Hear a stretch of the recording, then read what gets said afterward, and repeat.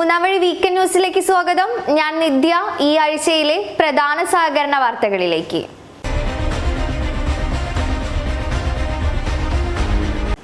പുതിയ multi city സഹകരണ സംഘങ്ങൾ രജിസ്റ്റർ ചെയ്യാനുള്ള നടപടികൾ ലഘൂകരിച്ച് കേന്ദ്ര സർക്കാർ. അപേക്ഷ ലഭിച്ചു കഴിഞ്ഞാൽ 3-4 മാസത്തിനുള്ളിൽ നടപടികൾ പൂർത്തിയാക്കണമെന്നാണ് നിർദ്ദേശം. അപേക്ഷയ്ക്കൊപ്പം കൂടുതൽ രേഖകൾ ആവശ്യമെങ്കിലോ നൽകിയ അപേക്ഷകളിൽ എന്തെങ്കിലും വ്യക്തത വരുത്തേണ്ടതുണ്ടെങ്കിലോ 2 മാസം കൂടി സമയം നീട്ടി നൽകാം. അപേക്ഷ നൽകുന്നത് മുതൽ രജിസ്ട്രേഷൻ സർട്ടിഫിക്കറ്റ് നൽകുന്നതുവരെയുള്ള എല്ലാ നടപടികളും കേന്ദ്ര സഹകരണ സംഘം രജിസ്ട്രാർ ഓഫീസ് ഓൺലൈനായി ക്രമീകരിച്ചിട്ടുണ്ട്. സഹകരണ ബാങ്കുകളിലെ സ്റ്റാറ്റ്യൂട്ടറി ഓഡിറ്റർമാരുടെ നിയമനത്തിനും പുനർനിയമനത്തിനും പുറത്താക്കലിനും റിസർവ് ബാങ്കിന്റെ മുൻകൂട്ടിയുള്ള അനുമതി വാങ്ങണമെന്ന് തിങ്കളാഴ്ച പുറത്തിറക്കിയ പുതിയ മാർഗനിർദ്ദേശങ്ങൾ അടങ്ങിയ സർക്കുലറിൽ റിസർവ് ബാങ്ക് നിർദ്ദേശിച്ചു. എല്ലാ സംസ്ഥാന സഹകരണ ബാങ്കുകളും ജില്ലാ സെൻട്രൽ സഹകരണ ബാങ്കുകളും ഇത് പാലിക്കണം. പുതിയ മാർഗനിർദ്ദേശങ്ങൾ വരുന്ന ഏപ്രിൽ 1 പ്രാബല്യത്തിൽ വരും. സഹകരണ ബാങ്കുകളുടെ ഓഡിറ്റിംഗിൽ സുതാര്യതയും ഉത്തരവാദിത്തവും വർദ്ധിപ്പിക്കുക എന്നതാണ് പുതിയ മാർഗനിർദ്ദേശങ്ങൾ വഴി ലക്ഷ്യമിടുന്നത്. കോപ്മാർട്ട് പദ്ധതി വീണ്ടും സജീവമാക്കുന്നതിന്റെ ഭാഗമായി കോപ്മാർട്ട് ഔട്ട്ലെറ്റുകൾ നവീകരിക്കാൻ സഹകരണ സംഘങ്ങൾക്ക് സർക്കാർ സാമ്പത്തിക സഹായം അനുവദിച്ചു തുടങ്ങി. നിലവിൽ കോപ്മാർട്ട് ഔട്ട്ലെറ്റുകളുള്ള 3 സംഘങ്ങൾക്കാണ് 10 ലക്ഷം രൂപ വീതം അനുവദിച്ചിട്ടുള്ളത്. ചേർത്തല താലൂക്ക് അഗ്രികൾച്ചറൽ ക്രെഡിറ്റ് സഹകരണ സംഘം, കോഡൂർ സർവീസ് സഹകരണ ബാങ്ക്, കാസർഗോഡ് സർവീസ് സഹകരണ ബാങ്ക് എന്നിവയ്ക്കാണ് സഹായം ലഭിച്ചത്. സഹാറ ഗ്രൂപ്പ് കമ്പനികളുമായി ബന്ധപ്പെട്ട 4 മൾട്ടി സിറ്റി സഹകരണ സംഘങ്ങളിൽ നിക്ഷേപിച്ച 2.5 ലക്ഷം നിക്ഷേപകർക്ക് 241 കോടി രൂപ ഇതുവരെയായി തിരിച്ചു നൽകി. 2023 ജൂലൈയിൽ കേന്ദ്ര സഹകരണ മന്ത്രാലയം തുറന്ന പോർട്ടലിൽ നിക്ഷേപം തിരിച്ചു കിട്ടാനുള്ള 1.5 കോടി ആൾക്കാരാണ് പേര് രജിസ്റ്റർ ചെയ്തത്. ഇവരിൽ 2.5 ലക്ഷം പേർക്കാണ് പണം തിരിച്ചു കൊടുത്തത്. ഡൽഹിയിൽ ഒരു ചടങ്ങിൽ സംസാരിക്കവേ കേന്ദ്ര സഹകരണ മന്ത്രി അമിത് ഷായാണ് ഇക്കാര്യം അറിയിച്ചത്.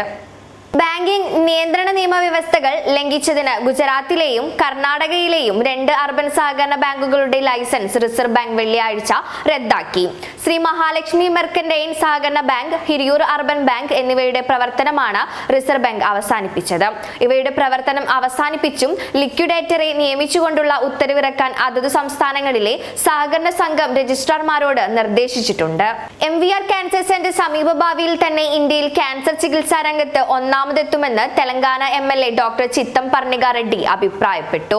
കോഴിക്കോട് ചൂലൂരിലെ MVR ക്യാൻസർ സെന്ററിലെ 7ാം വാർഷികാഘോഷം ഉദ്ഘാടനം ചെയ്ത് സംസാരിക്കുകയായിരുന്നു അവർ.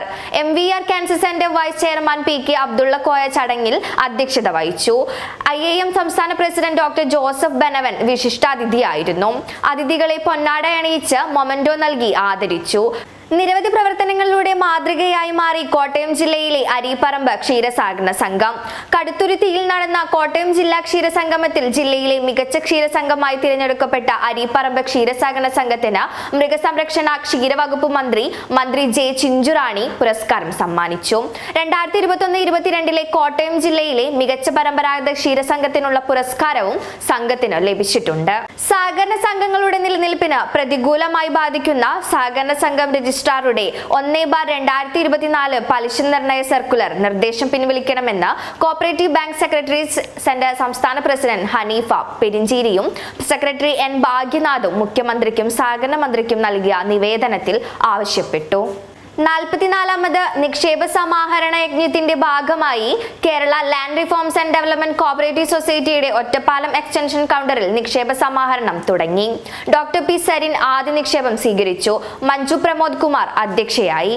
കേരളത്തിലെ അർബൻ ബാങ്കുകളിലും കാർഷിക വികസന ബാങ്കുകളിലും കേരള ബാങ്കിലും ശമ്പള പരിഷ്കരണം നടപ്പിലാക്കുന്നതിന് അടിയന്തരമായി കമ്മിറ്റിയെ നിയമിക്കണമെന്നും സഹകരണ ജീവനക്കാർക്ക് അർഹതപ്പെട്ട DA ഉടൻ അനുവദിക്കണമെന്നും മലപ്പുറത്ത് ചേർന്ന all Kerala cooperative bank employees association ജില്ലാ സമ്മേളനം ആവശ്യപ്പെട്ടു.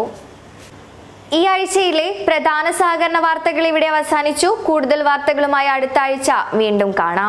സഹകരണ മേഖലയുമായി ബന്ധപ്പെട്ട വാർത്തകളും വീഡിയോകളും നിങ്ങൾക്കും നൽകാം. അതിനായി മൂന്നാം വഴി online@gmail.com എന്ന മെയിൽ ID യിലേക്കോ 6238500515 എന്ന നമ്പറിലേക്കോ ബന്ധപ്പെടുക.